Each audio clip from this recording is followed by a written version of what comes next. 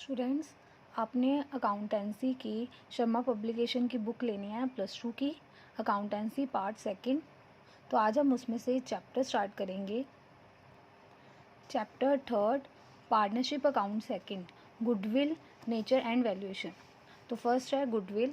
Goodwill is the advantage of a good name और reputation of a business. Goodwill क्या होती है? Goodwill क्या है? बिजनेस की जो रेपुटेशन है उसको हम कहते हैं गुडविल।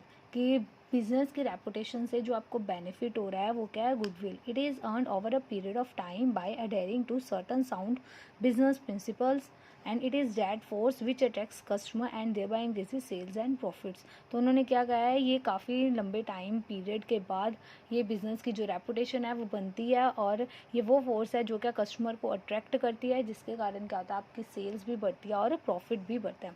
तो goodwill is a present value of firms anticipated excess earnings. Goodwill क्या है? आपकी फर्म ने जो अर्निंग्स के अलावा जो एक्स्ट्रा अर्न किया है वो क्या है? मतलब बिजनेस की प्रेजेंट वैल्यू फर्म की। Goodwill is a present value of firms anticipated excess earnings. की रेपुटेशन से आपने जो भी अर्न किया है तो वो आपकी क्या हो जाएगी? Goodwill. In fact goodwill is a advantage which arises from the good name. Goodwill क्या है? वो एडवांटेज है जो गुड नेम से आपको मिला है या रेपुटेशन से या कनेक्शन ऑफ अ बिजनेस, और आपके बिजनेस के कनेक्शन से जो आपको मिला है तो वो हो गया गुडविल। क्या है गुडविल? जो रेपुटेशन है बिजनेस की उसको हम कहते हैं गुडविल। नेक्स्ट है क्लासिफिकेशन ऑफ अ गुडविल। तो क्लासिफिकेशन क्या है? तो goodwill is classified geologically into cats, dogs, rats and rabbits. Goodwill मतलब उनके नेचर के अकॉर्डिंगली गुडविल को क्लासीफाई किया गया। तो सबसे पहले देखो cat goodwill. Cat prefers the old home although the person who has kept the home leaves. तो कैट क्या प्रेफर करती है कि पुराने घर पे, चाहे वो जिस घर पे वो जा रही है, उस घर के जो ओनर है वो घर छोड़ के भी चला गया तब भी वो उसी घर पे ही जाएगी। तो it represents the customer who goes to the old shop whoever keeps it। तो इसका मतलब क्या है? तो जो कैट गुडविल है उसमें वो कस्टमर आएगा कि जो चाहे शॉपकीपर चेंज हो गया वो पुरानी शॉप पर ही जाएगा। It provides a local goodwill and is the most valuable.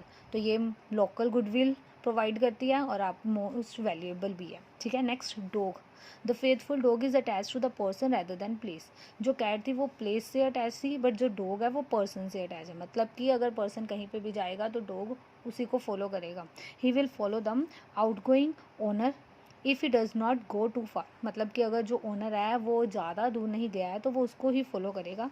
Certain customers are attach to the owner of a business due to his expectations, skill, personality, honesty etcetera. तो कुछ customers ऐसे होते हैं जो क्या बिजनेस के ओनर के साथ अटैच होती हैं ड्यू टू क्योंकि उसकी एक्सपेक्टेशन, स्किल्स, पर्सनैलिटी और ऑनेस्टी, ये सारे फैक्टर्स हैं जिसके कारण क्या वो बिजनेस के ओनर के साथ अटैच होते हैं। तो this apply specifically to professional person. तो ये ज़्यादातर प्रोफेशनल पर्सनस पे अप्लाई होता है, जैसे चार्टेड अकाउंटेंट हो जाए, स्वीट शॉप ऑनर्स हो जाए, डॉक्टर्स, लॉयर्स एक्सेट्रा।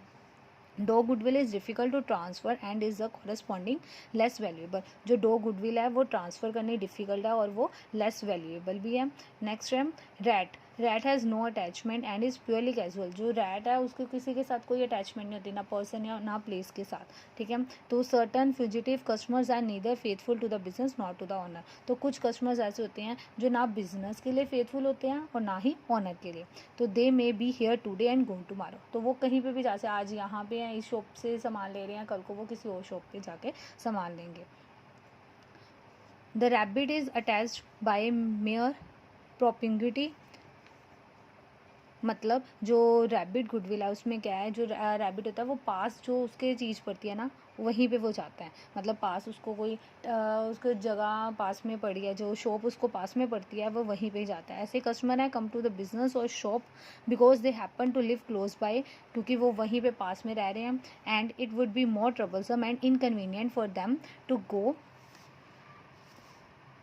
एल्सवेयर। और उनके लिए क्या है कि कहीं दूर जाना मुश्किल होता है। ठीक है। तो वो जो पास में शॉप पड़ती है वहीं से वो सामान लेते हैं। To sum up, cat goodwill is adherent, dog personal, rat fugitive and rabbit convenient. तो ये बताया कि अगर हम उनको इकट्ठा बोले तो क्या है, कैट गुडविल एडहेरेंट है मतलब वो प्लेस से रिलेटेड है, डॉग पर्सनल है वो पर्सनल ऑनर से रिलेट करता है, रैट फ्यूजिटिव है वो कहीं पे भी जा सकता है, और रैबिट कन्वीनियंट है वो अपने कन्वीनियंट के अकॉर्डिंगली देखता है। ठीक है। नेक्स्ट है करेक्टरिस्टिक्स ऑफ गुडविल। गुडविल के क्या करेक्टरिस्टिक्स हैं? ये इंटेंजिबल एसेट है, इसको हम छू नहीं सकते हैं। It cannot be valued precise, हम इसकी वैल्यू एग्जैक्ट वैल्यू नहीं डिटरमाइन कर सकते हैं। Goodwill is estimated value of reputation. Goodwill क्या है? रेपुटेशन की एक एस्टिमेटेड वैल्यू, एग्जैक्ट वैल्यू नहीं है, एस्टिमेटेड वैल्यू है। Goodwill cannot have an existence separate from that of an enterprise. जो गुडविल की खुद की एग्जिस्टेंस अलग नहीं है बिजनेस से। It is a present estimate of future prospects of a business. और ये क्या है? बिजनेस का जो फ्यूचर प्रोस्पेक्ट है उसकी प्रेजेंट एस्टिमेट वैल्यू है। तो अब देखो next, factors affecting the value of goodwill. कौन कौन से फैक्टर्स हैं जो गुडविल को इफेक्ट करते हैं? एक तो बिजनेस की लोकेशन, नेचर कैसा है बिजनेस का, मेंबर्स कौन कौन से हैं, कंपटीशन की पॉसिबिलिटी कितनी है, ट्रेडमार्क, पेटेंट्स और कॉपीराइट्स है कि नहीं, कितने पैसे लगाए हैं बिजनेस में, क्वालिटी क्या है प्रोडक्ट की, एडवर्टाइजमेंट और पब्लिसिटी करनी है, साउंड बिजनेस कनेक्शंस हैं, अच्छे बिजनेस कनेक्शंस हैं कि नहीं, इंडस्ट्रियल रिलेशंस अच्छा है या नहीं, गवर्नमेंट एटीट्यूड, मतलब गवर्नमेंट सब्सिडीज़ और टैक्स असम्पशंस प्रोवाइड करी है कि नहीं, या फिर बाकी ये जो फैक्टर्स हैं। ठीक है, तो ये हो गए सारे factors affecting the value of goodwill. Occasions when valuation of goodwill is needed, वो अपने बताने हैं सर्कमस्टांसेस, सिचुएशंस बतानी है जब गुडविल की वैल्यू ज़रूरत होती है गुडविल निकालने की। जब न्यू पार्टनर आया बिजनेस में, तब जब किसी पार्टनर की रिटायरमेंट हो गई है या फिर किसी पार्टनर की डेथ हो गई है, या हमने प्रॉफिट शेयरिंग रेशियो चेंज की है, या on sale of a business of firm, या हमने बिजनेस को ही सेल कर दिया है, on conversion of a firm into a company, या फिर हमने फर्म को कंपनी में कन्वर्ट कर दिया है, और in case of amalgamation of 2 और मोर फर्म्स, या फिर 2 या उससे ज़्यादा फर्म्स को हमने क्या इकट्ठा कर दिया, एमलगमेट कर दिया। नेक्स्ट है methods of valuation of goodwill. Goodwill के कौन कौन से मेथड्स है गुडविल की वैल्यू निकालने के? फर्स्ट है आर्बिट्रेरी वैल्यूएशन, फिर average profit method, super profit method, capitalization method, annuity method and hidden और इम्प्लाइड गुडविल। ये सारे मेथड्स है गुडविल को की वैल्यू निकालने के लिए। फर्स्ट है arbitrary valuation. Value of goodwill in this case is fixed by mutual agreement between the parties. इस केस में क्या है, जो गुडविल की वैल्यू है वो म्यूचुअल एग्रीमेंट्स के द्वारा ही पार्टीज डिसाइड करती है, मतलब कि जो पार्टीज हैं वो खुद ही एग्रीमेंट करती है और फिक्स करती है।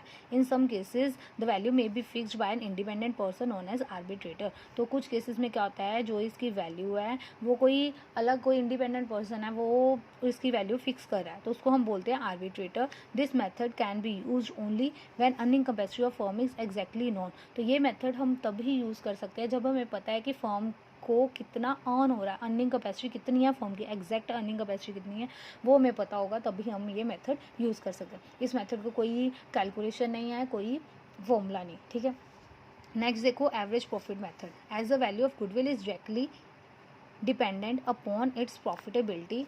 तो उन्होंने क्या कहा है, जो गुडविल की वैल्यू है वो किस पे डिपेंड करती है, प्रॉफिटेबिलिटी की, कि बिजनेस को कितना प्रॉफिट हो रहा है। Therefore average profit method is the most widely use method of valuation of goodwill. तो इसलिए एवरेज प्रॉफिट मेथड क्या है, मोस्ट इंपॉर्टेंट मेथड है जो यूज़ किया जाता है गुडविल की वैल्यू निकालने के लिए। Under this method goodwill is calculated on the basis of certain number of years purchase of average profit of past few years. तो इस मेथड में हम गुडविल कैसे निकालते हैं,